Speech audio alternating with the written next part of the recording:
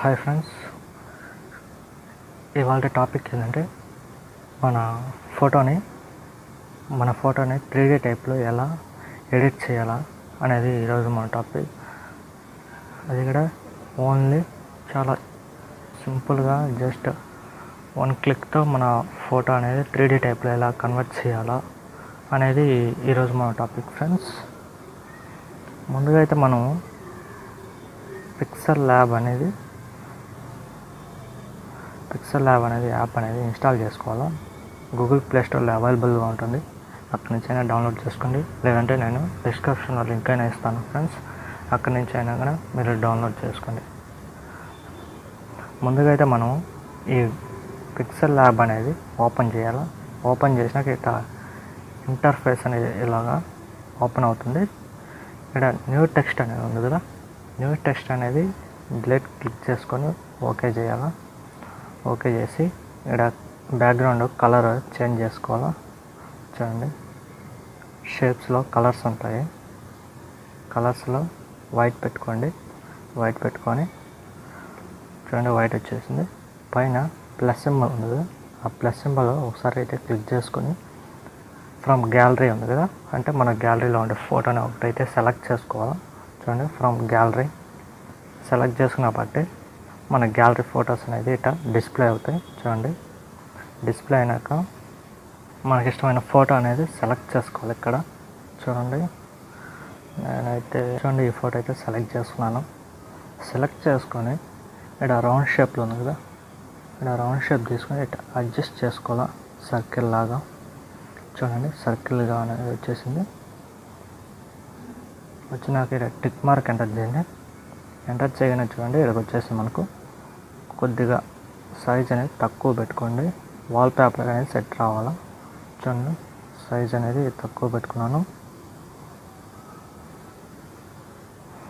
ఇప్పుడు చూడండి, ఇక్కడ మనకు మిడిల్లో ఒక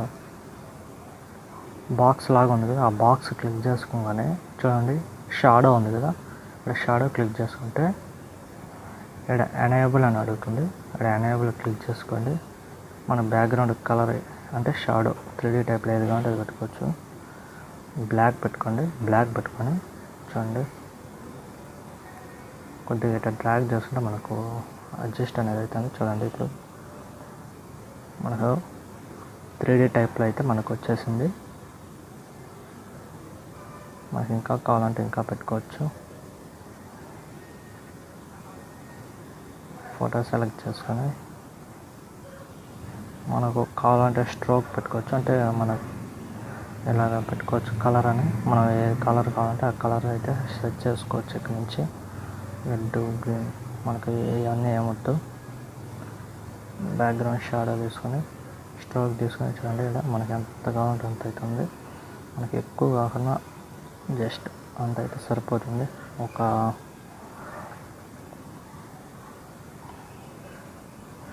14% పెట్టుకోండి.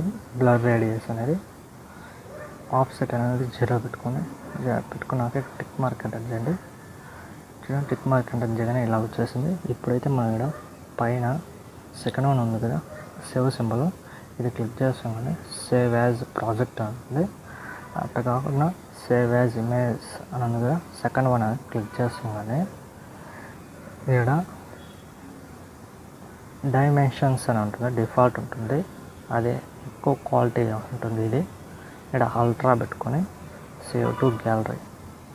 చూడండి, save image, saved image save అయిపోయింది. ఇప్పుడైతే మనం ఒకసారి గ్యాలరీ ఓపెన్ చేసి చూడండి, pixellab మనకు వచ్చేసింది. ఒకసారి అయితే వాల్ పేపర్ పెట్టి సెట్ చేసి మీకు చూపిస్తాను. చూడండి, హోమ్ స్క్రీన్ చూడండి,